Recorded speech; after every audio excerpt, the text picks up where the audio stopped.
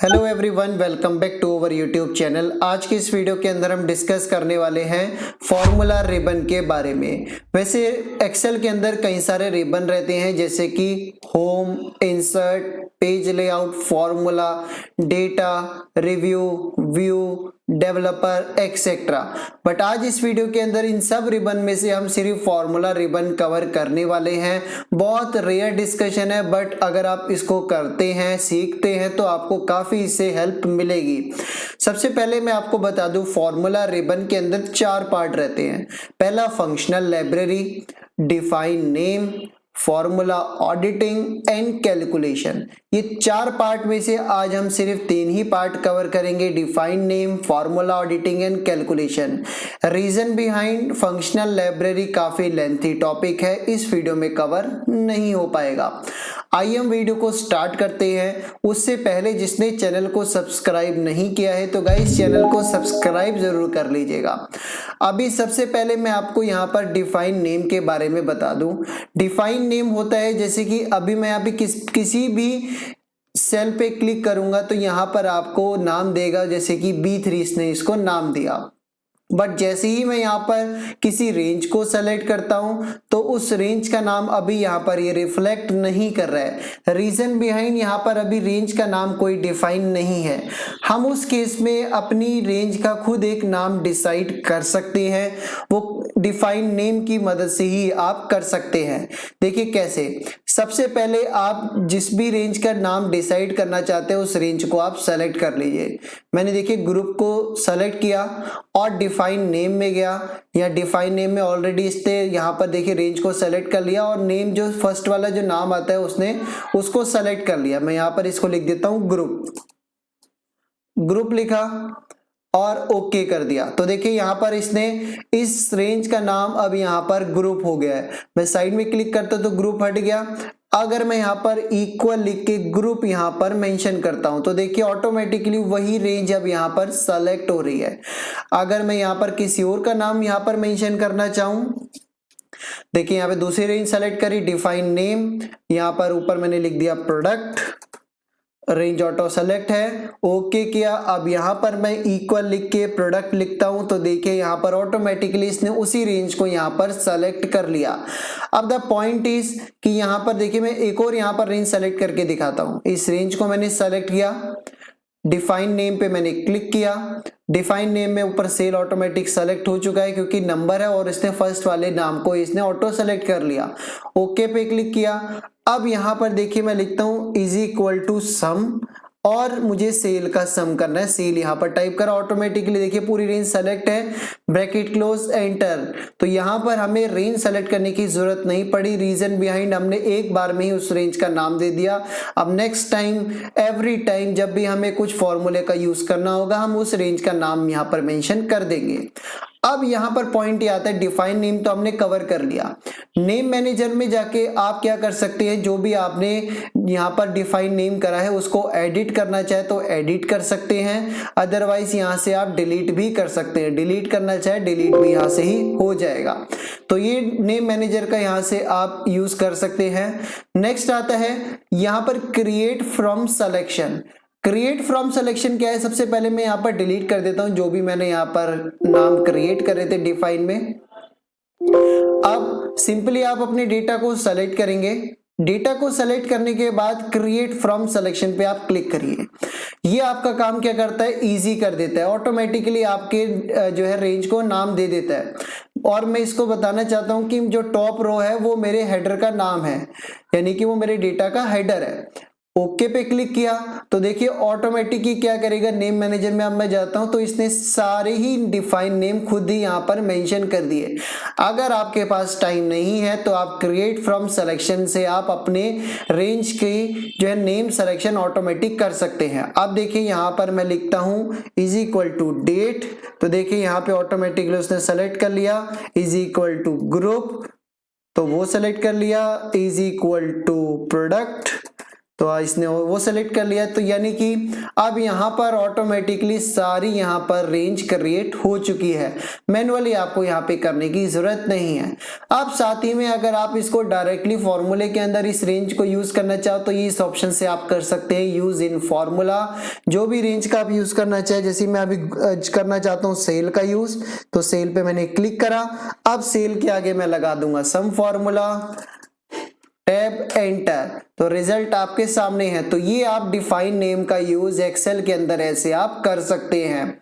अब सबसे बढ़िया पॉइंट आता है फॉर्मूला ऑडिटिंग।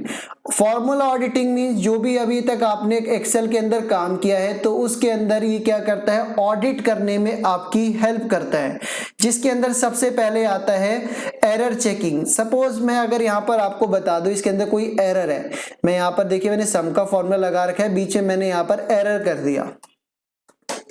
अब मुझे चेक करना है यहाँ पर इस शीट में एरर कहां पर है, तो एरर चेकिंग पे क्लिक करा तो इसने यहाँ पर ये आइडेंटिफाई करके दे दिया जो आपने यहाँ पर फॉर्मूला लगाया है वहां पर एरर आ रहा है, a value is not available to the formula और फंक्शन। तो यहाँ पर अवेलेबल नहीं है वैल्यू, रीजन बिहाइंड यहाँ पर इस जो रेंज मैंने यहाँ पर दे रखी है उस रेंज के अंदर एरर आ रहा है। तो ऐसे आप ये शो फॉर्म एरर चेकिंग से आप अपने डेटा के अंदर एरर को चेक कर सकते हैं। अभी मैं कंट्रोल Z कर देता हूं।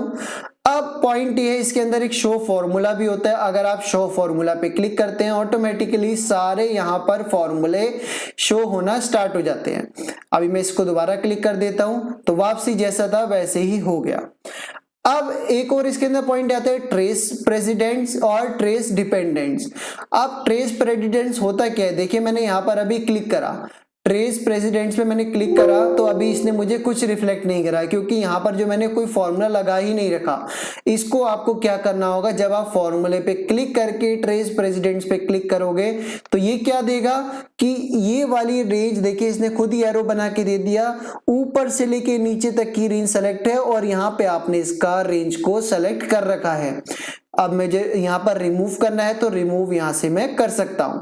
अब सपोज यहां पर मुझे चेक करना है ये वाला जो 13,326 अमाउंट है ये कहां किस फॉर्मूले में यूज हो रहा है, तो आप क्या यूज करेंगे, ट्रेस डिपेंडेंट्स पे आप जाएंगे तो पता लग जाएगा ये वाली फिगर जो है यहाँ पर फॉर्मूले में यूज हो रही है, एक ये फॉर्मूले में यूज हो रही है और एक ये फॉर्मूले में यूज हो रही है। यानी कि कहीं से भी आप इस रेंज का यूज कर रहे होंगे इस सेल का तो वहां पर आप ट्रेस डिपेंडेंट से आइडेंटिफाई ये कर सकते हैं। रिमूव एरो पे दोबारा मैं क्लिक करता हूं तो यहां से वो रिमूव हो जाएगा। तो ये होता है यहाँ पर फॉर्मूला ऑडिटिंग का काम। अगर आपको कुछ भी चेक करना हो कि डिपेंडेंसी कहां पर है या फिर कहां पर एरर है या फिर आप अपने फॉर्मूले को इवैल्यूएट करना चाहते हो, देखिए मैंने यहाँ पे इस फॉर्मूले पे क्लिक करा है, फॉर्मूला मैंने लगा रखा है। अभी मैं यहाँ पर एक और नया फॉर्मूला लगाता हूँ, is equal to 60,000 plus 10,500 plus 80 plus 13, इन सब फॉर्मूले मैंने यहाँ पे रेंज सेलेक्ट कर ली। अब मैं यहाँ पर फॉर्मूला इवेल्युएट करना चाहता हूँ तो इवेल्युएट फॉर्मूले पे गया, इसने मुझे यहाँ पर दिखाया कि आपने फॉर्मूले के अंदर ये शीट की रेफरेंस ले रखी है और ये यहाँ पर आपने फॉर्मूला लगा रखा है।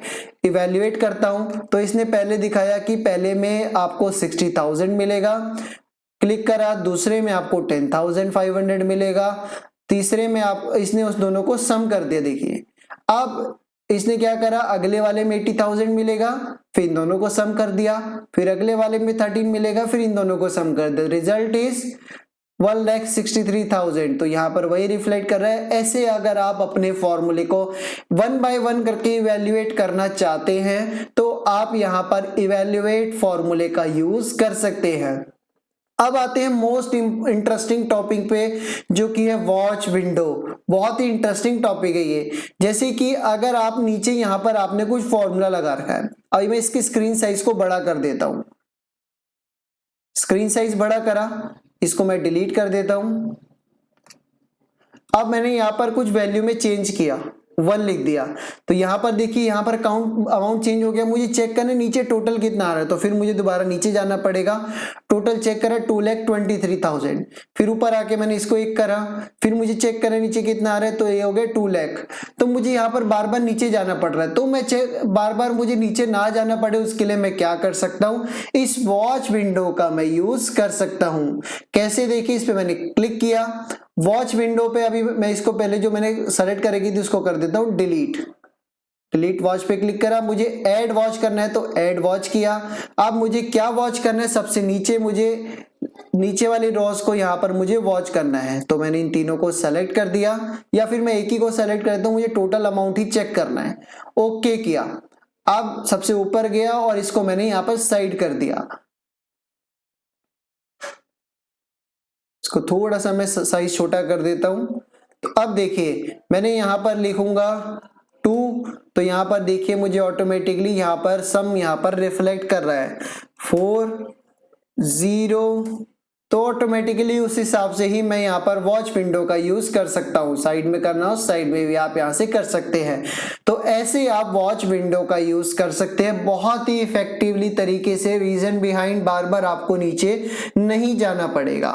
अब इसके अंदर एक और ऑप्शन आता है यहाँ पर कैलकुलेशन रीजन क्या है, मैं आपको जो भी पॉइंट बता रहा हूँ एक रीजन के साथ बता रहा हूँ ताकि आप उसको जब फ्यूचर में यूज करो बहुत ही एफिशिएंटली तरीके से आप उसको यूज कर सको। अभी कैलकुलेशन मैं आपको बताने वाला हूँ। यहाँ पे देखिए मैंने कुछ फॉर्मूला लगा रखा है मल्टीप्लाई का। अब ये मैं जैसे इसको कॉपी करके इसको पहले मैं डिलीट कर देता हूँ, डिलीट किया। अब इसी फॉर्मूले को जब मैं नीचे पेस्ट करूंगा तो देखिए ऑटोमेटिकली इसने यहाँ पर नीचे फॉर्मूला ऑटोमेटिक यहाँ पर कैलकुलेट कर लिया।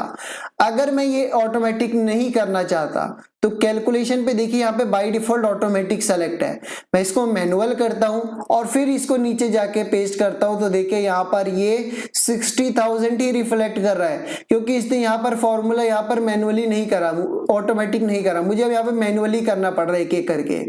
तो अगर आपके सिस्टम के अंदर लैपटॉप के अंदर ये मैनुअली सेलेक्ट होगा तो आपको 1 बाय 1 करके फॉर्मूला लगाना होगा। इसलिए आप यहाँ पर चेक कर लीजिएगा मैनुअल तो नहीं सेलेक्ट, आप इसमें ऑटोमेटिक ही सेलेक्ट रखिएगा। रीजन बेड आपको 1 बाय 1 करने की जरूरत नहीं है। बाई चांस अगर आप करना भी चाहते हैं 1 बाय 1 तो देखिए मैंने यहाँ 1 बाय 1 किया, तो मैं यहाँ पर अभी देखिए करता हूँ कैलकुलेट नाउ किया तो अब इसने यहाँ पर मुझे कैलकुलेट करके दे दिया क्योंकि मैं यहाँ पर मैंने मैनुअल यहाँ पर ऑप्शन ऑन कर रखा है। जब तक मैं इसको कैलकुलेट करने को नहीं बोलूंगा ये कैलकुलेट नहीं करेगा। अब पॉइंट ये आता है कैलकुलेट शीट का मतलब क्या है। कैलकुलेट शीट, अभी मैंने कैलकुलेट नाउ पे जब क्लिक करा तो वो एक शीट पे कैलकुलेट कर रहा है। देखिए मैं इसको कॉपी कर लेता हूँ शीट को, तो देखिए यहाँ पर ही फॉर्मूला है, यहाँ पर ही फॉर्मूला है, इसको कॉपी करके नीचे पेस्ट किया और शीट 1 पे गए दोबारा और इसी को नीचे मैंने पेस्ट कर दिया। मैं अगर यहां पर करता हूं कैलकुलेट नाउ तो देखिए क्या होगा, कैलकुलेट नाउ करें यहां पर भी कैलकुलेट हो गया और दूसरी शीट पर भी कैलकुलेट हो गया। बट अभी मैं इसको कंट्रोल Z कर देता हूं, पेस्ट किया और इधर भी पेस्ट कर दिया। अब मैं अगर यूज करता हूं कैलकुलेट शीट पे क्लिक करा तो इसने क्या करा, जो इस शीट पे फॉर्मूले सिर्फ उसी को ही यहां पर इसने कैलकुलेट किया। अगर मैं दूसरी शीट पर जाऊंगा तो यहां पर देखिए वो सेम फॉर्मूला अभी भी मेंशन है। अब अगर मैं इधर कैलकुलेट शीट पे क्लिक करता हूं देन यहां पर ये कैलकुलेट करके रिफ्लेक्ट करेगा। तो ऐसे आप फॉर्मूला रिबन का इस तरीके से एक्सेल के अंदर यूज कर सकते हैं। आई होप सो वीडियो में आपने काफी कुछ सीखा होगा। अगर वीडियो पसंद आई तो गाइस वीडियो को लाइक करिए, साथ ही साथ चैनल को सब्सक्राइब जरूर करिएगा। मिलते हैं नेक्स्ट वीडियो में, तब तक के लिए थैंक यू सो मच।